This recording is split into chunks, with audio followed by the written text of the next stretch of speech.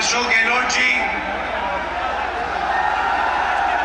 गोविंद सिंह दोतासरा जी, सचिन पायलट जी, stage पे कांग्रेस के सारे वरिष्ठ नेता, हमारे प्यारे कार्यकर्ता, भाइयों और बहनों, युवाओं, प्रेस के हमारे मित्रों, सबका यहां दिल से बहुत बहुत स्वागत, नमस्कार।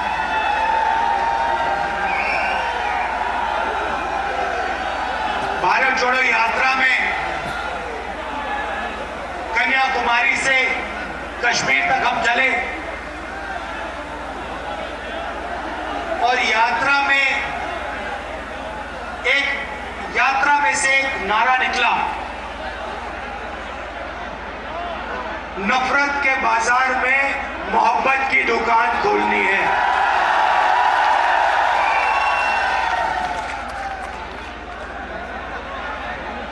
लाखों युवाओं से मेरी बात हुई, बुजुर्गों से, किसानों से, व्यापारियों से।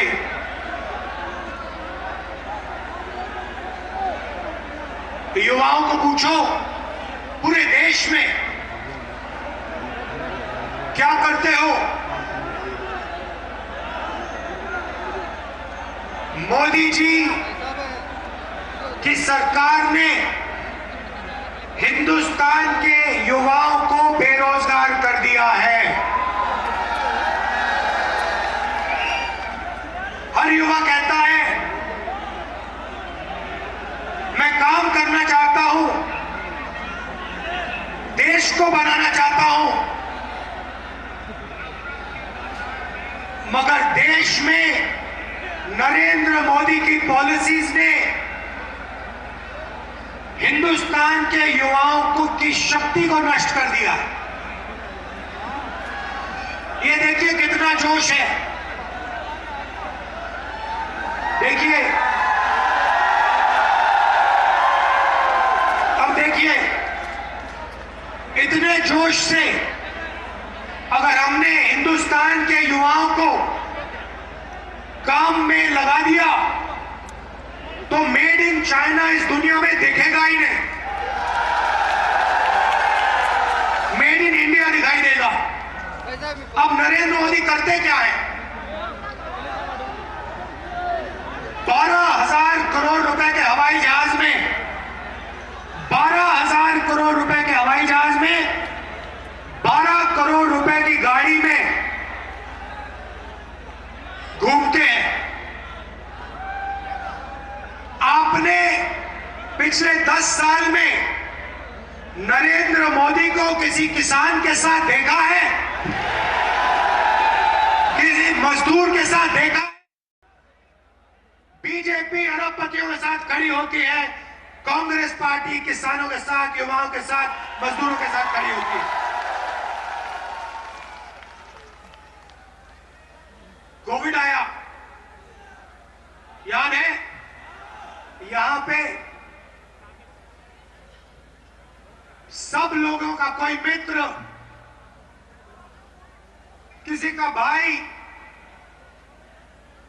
किसी के पिता को कोविड हुआ, लाखों लोगों को कोविड हुआ। कांग्रेस पार्टी ने क्या किया? भीलवाड़ा मॉडल, याद है आपको? भीलवाड़ा मॉडल, घर में फूड पैकेट देना शुरू कर दिया, ऑक्सीजन के सिलेंडर ला, यूथ कांग्रेस के लोग लग गए, ऑक्सीजन सिलेंडर देना शुरू कर दिया, दवाई देनी शुरू कर दी। नरेंद्र मोदी क्या कहते हैं? थाली बजाओ, थाली बजाओ, थाली बजाओ, मोबाइल फोन की लाइट ऑन करो, लाइट ऑन करो। क्या मतलब है? क्या मतलब है? थाली बजाओ, लाइट ऑन करो। उनका आपने आजकल भाषण देखा होगा, अपने भाषण में पहले कहते थे, मित्रों मैं ओबीसी हूं, मैं पिछड़ी जात का हूं। हर भाषण में मैंने जाति जनगणना की बात बोली पार्लियामेंट में मैंने एक भाषण दिया, मैंने कहा इस देश में जाति जनगणना होनी चाहिए। ताली बजाइए, और जोर से ताली बजाइए। मैं बताता हूं आपको जाति जनगणना क्या है, आज मैं आपको बताना चाहता हूं। सबसे पहले आपसे सवाल पूछता हूं, इस देश में ओबीसी वर्ग के कितने लोग हैं? कोई नहीं बता सकता, कोई नहीं बता सकता। भाइयों और बहनों, इसका कारण है, यह एक साजिश है। आपको आपकी सच्ची जनसंख्या, आपकी सच्ची आबादी नहीं बताना चाहते हैं। भाइयों और बहनों, कम से कम ओबीसी की आबादी इस देश में, पिछड़ों की आबादी इस देश में 50% है। 50%। मतलब अगर आप इस देश में कहीं भी 10 लोगों को खड़ा करो, 5 लोग ओबीसी वर्ग के होंगे। आप अपनी शक्ति समझिए। मैंने सवाल पूछा पार्लियामेंट में नरेंद्र मोदी के सामने। मैंने कहा, नरेंद्र मोदी जी, आप अपने आप को ओबीसी कहते हो, ओबीसी कहकर आप चुनाव जीते, 12,000 करोड़ रुपए के हवाई जहाज में उड़ते हो, हर रोज नया सूट नया कपड़ा पहनते हो। कभी देखा आपने नरेंद्र मोदी को 2 दिन में क्या उन्होंने नया कपड़ा ना पहना हो? हर रोज 2-3 नए कपड़े पहनते हैं। मैंने उनसे कहा, मोदी जी बताइए, इस देश में ओबीसी कितने? नरेंद्र मोदी जी का जवाब आता है, भाइयों और बहनों, इस देश में एक ही जात है, वो है गरीब। सिर्फ गरीब, और तो जात ही नहीं। मतलब ना ओबीसी, ना दलित, ना आदिवासी, कोई जात नहीं। मगर आप ओबीसी, नरेंद्र मोदी ओबीसी, देश में कोई जात नहीं। देश में सिर्फ गरीबों की एक जात है। अच्छा, जब समय आया, ओबीसी को उसका हक देने का समय आया, नरेंद्र मोदी जी कहते जाति नहीं है, सिर्फ गरीब है हिंदुस्तान में। अच्छा नरेंद्र मोदी जी, अगर देश में एक ही जात गरीब है, तो अमीर की कौन सी जात है? तो नरेंद्र मोदी, जैसे ही मैंने ओबीसी जाति जनगणना की बात उठाई, नरेंद्र मोदी कहते जाति नहीं।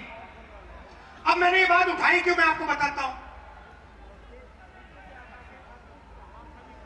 बात इसलिए उठाई, हिंदुस्तान को भाइयों और बहनों एमएलए और एमपी नहीं चलाते। हिंदुस्तान के किसी भी बच्चे से आप पूछो क्या करना चाहते हो, कहेगा मैं आईएएस में जाना चाहता हूं। सही क्यों कहता है? क्योंकि वो जानता है कि आईएएस के अफसर इस देश को चलाते हैं। चुनाव में एमएलए बदल जाता है, एमपी बदल जाता है, आईएएस अफसर कभी नहीं बदलता। ये हिंदुस्तान की सरकार को 90 अफसर चलाते हैं। मतलब हिंदुस्तान का पूरा धन लाखों करोड़ रुपए का बजट ये 90 लोग बांटते हैं। शिक्षा का मामला हो, स्वास्थ्य का मामला हो, डिफेंस का मामला हो, सड़कों का मामला हो, खाद का मामला हो, सारे के सारे निर्णय, बजट के निर्णय ये 90 लोग लेते हैं। अब सवाल मैंने पूछा पार्लियामेंट में, मोदी जी अगर ओबीसी की सरकार है, अगर दलितों की सरकार है, आदिवासियों की सरकार है, तो 90 में से पिछड़े कितने? 90 अफसरों में से पिछड़े कितने? नरेंद्र मोदी चुप हो गए, सारे बीजेपी के लोग चुप हो गए, सन्नाटा छा गया। क्यों? मैं बताता हूं, क्योंकि 90 में से 3 ओबीसी, 90 में से 3 ओबीसी, आबादी 50% से कम नहीं, 90 में से 3। आपका अपमान हो रहा है, देश को शर्म आनी चाहिए। 50% की हिस्सेदारी नहीं है, 90 अफसर, 3 आप। भाइयों और बहनों, अगर हिंदुस्तान की सरकार 100 रुपए खर्च करती है तो ओबीसी अफसर 5 रुपए का निर्णय लेते हैं। 90 में से 3, 100%, 100 में से 5, 90 में से 3, 100 में से 5, ये है आपकी हिस्सेदारी।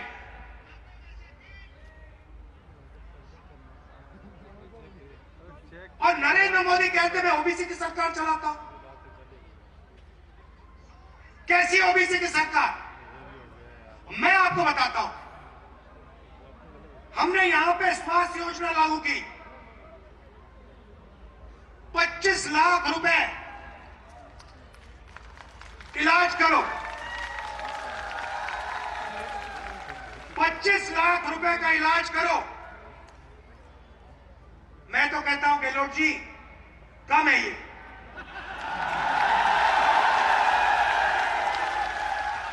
ये कम है।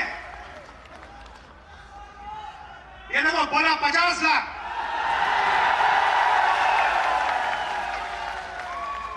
अब 25 लाख में से पैसा किसको जाता है? याद रखिए, अगर अस्पताल में राजस्थान की जनता का इलाज होता है तो 50% ओबीसी का होता है।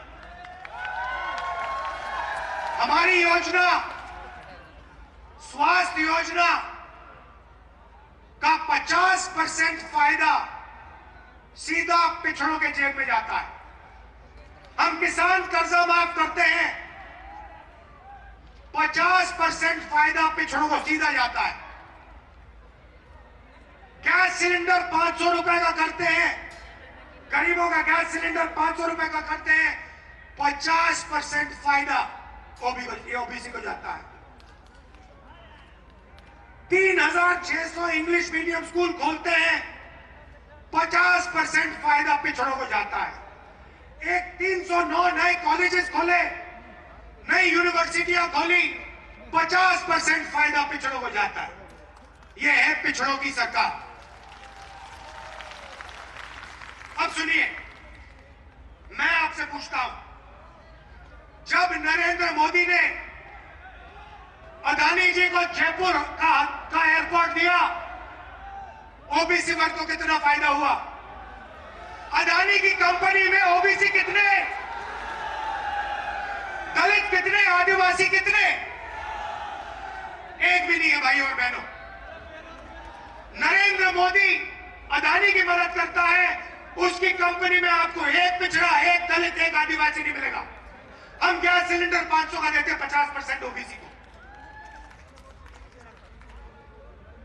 नरेंद्र मोदी जी बीमा योजना लाए, मैंने आंकड़े निकाले। पैसा कौन देता है? जीएसटी से पैसा आप देते हो। कौन देता है? पिछड़े देते हैं, आदिवासी देते हैं, दलित वर्ग देते हैं, गरीब जनरल कास्ट के लोग देते हैं। जीएसटी का पैसा गरीब जनरल कास्ट के लोग, ओबीसी, दलित, आदिवासी, नरेंद्र मोदी जी योजना लाते हैं। एक उदाहरण दे रहा हूं आपको, फसल बीमा योजना। 35,000 करोड़ रुपए आपके जेब से निकाला। 20,000 करोड़ रुपए दिल्ली की सरकार, 10,000 करोड़ रुपए स्टेट की सरकार, 3 या 4,000 करोड़ रुपए किसानों के जेब से बीमा में भरा। ठीक है, आंकड़े याद रखिए।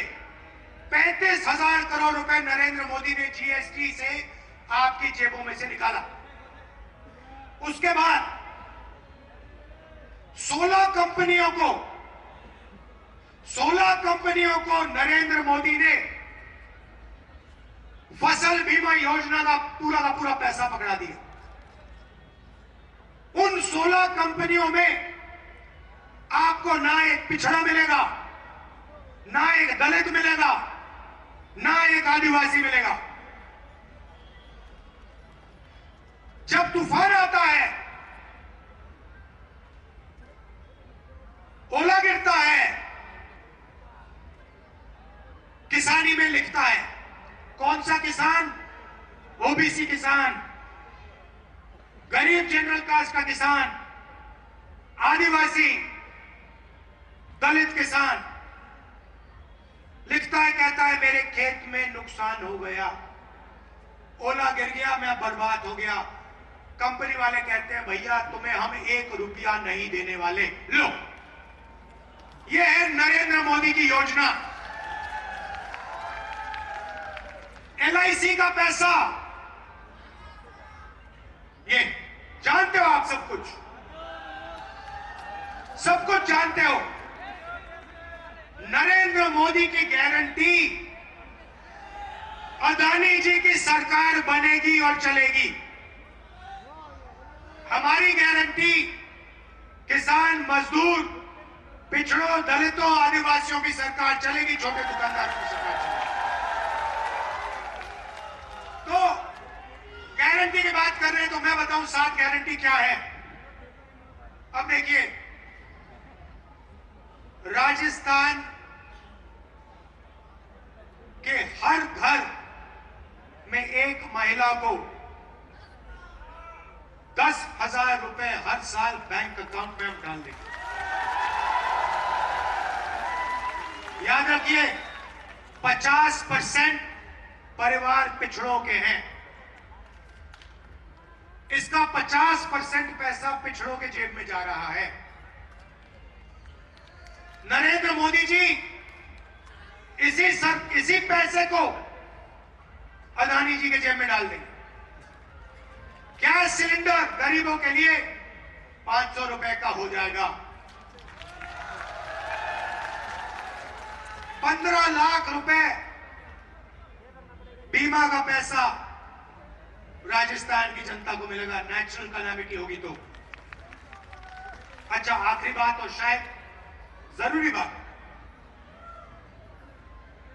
जहां भी बीजेपी के नेता जाते हैं नफरत तो फैलाते हैं। एक जात को दूसरी जात से लड़ा देंगे, धर्म को दूसरे धर्म से लड़ा देंगे। इलाज कांग्रेस पार्टी करती है, उनके नफरत के बाजार में मोहब्बत की दुकान खोल देते हैं।